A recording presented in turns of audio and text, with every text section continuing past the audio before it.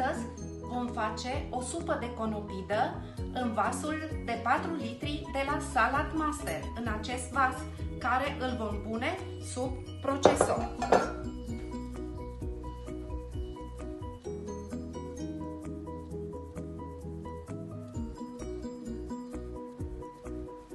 Vom face o supă de conopidă, varianta vegană.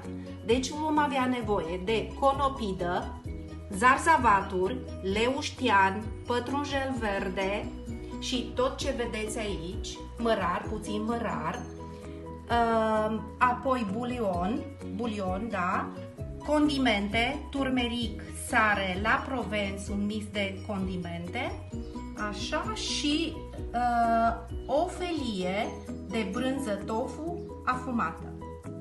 Voilà, am pus-o sub procesor și începem cu morcovul. Am pus conul numărul 2 și toate zarzavaturile le vom procesa.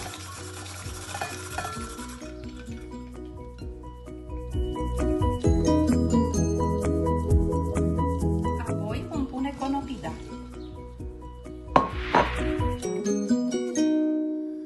Așa arată supa, am pus și o cană de lapte de caju și în 30 de minute supa noastră va fi gata. Pe foc arată așa, la foc mediu. În câteva minute va suna clopoțelul, care ne avertizează că a ajuns la temperatura de 86 de grade. Apoi vom reduce focul la minim. Sună clopoțelul. Deci temperatura s-a ajuns la 86 de grade și reducem focul.